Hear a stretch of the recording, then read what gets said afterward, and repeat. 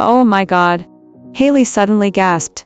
In an instant, the rowdy noise in the bar seemed to hit a mute button. The chaotic chatter died down, replaced by a wave of tense, excited whispers. People began crowding around the pillar, their eyes glued to the television mounted on it. "I need to get back to my friend," I said coldly, my voice completely devoid of emotion. My knuckles were still throbbing from the brutal fight I had just finished in the underground ring. Vanessa, come here, quick." Haley was waving at me frantically, her voice a mix of terror and wild excitement. She had actually stood up on her chair just to see over the massive crowd gathering in front of the screen. "What is going on?" I frowned, walking over as a sharp instinct of unease flared in my chest. "Listen." Haley inhaled sharply, her trembling finger pointing directly at the screen. On the screen were the two sickeningly enthusiastic primetime news anchors, Stella and Dave. Stella, with a voice so sweet it sounded like she'd swallowed 10 unicorns, screamed into her microphone, "Oh my goodness, this is an absolute bombshell." Dave, "I don't think anyone in the world saw this twist coming." "Completely agree, Stella.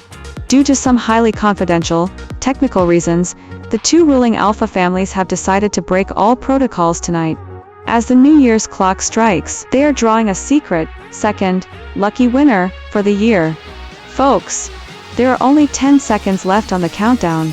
Let's witness history together."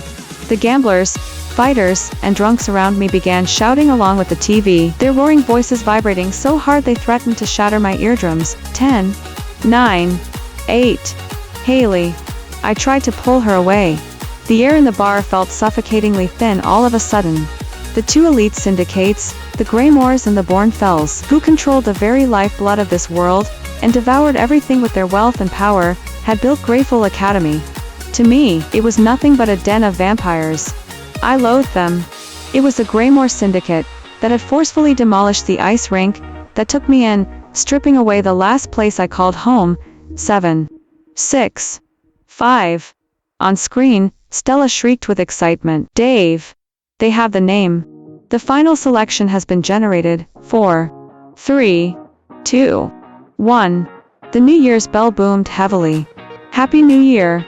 The bar erupted into deafening cheers, but the very next sentence, that echoed from the TV speakers felt like a frozen sledgehammer, nailing me violently to the floor. My blood turned to ice in a single second. Stella's voice pierced through the roar of the crowd. "Congratulations to Miss Vanessa Vale from Northville.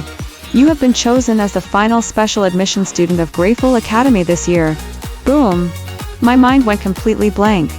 Every single eye in the bar snapped toward me, filled with shock, jealousy, and sheer disbelief. "Vanessa Vale." Haley turned to me stiffly, her mouth hanging open. The glass in her hand slipped, shattering into a million pieces on the floor. Hours later, I was walking alone down the freezing, bitter streets of the night.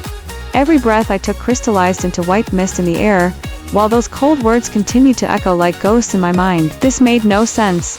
Why did they hold a second drawing out of nowhere?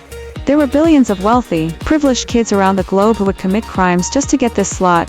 Why me? Why choose me, an underground fighter who had sworn to tear the Graymoore Empire down to the ground? I stopped, looking up at the massive neon digital billboard towering over the street. My name and picture were already scrolling across it in bright, flashing lights. On the screen, Stella smiled warmly at the camera, her eyes seemingly piercing right through the glass and into my soul. Whatever the case, Miss Vale should be deeply grateful. After all, not everyone gets a second chance to completely rewrite their destiny. Grateful? I let out a cold, mocking laugh. This wasn't a blessing. This was a demon writing a script, dragging me kicking and screaming into a lethal game of survival. At that exact moment, the headlights of 3 jet black Maybachs blind me from the shadows of the alley. The doors fly open. Men in sharp suits and dark sunglasses step out, holding heavy shock batons as they close in on me. I slowly pull down my hoodie, exposing a mane of fiery red hair. A lethal, bloodthirsty smirk curves on my lips. "Hey, rich boys, ready for your worst nightmare?"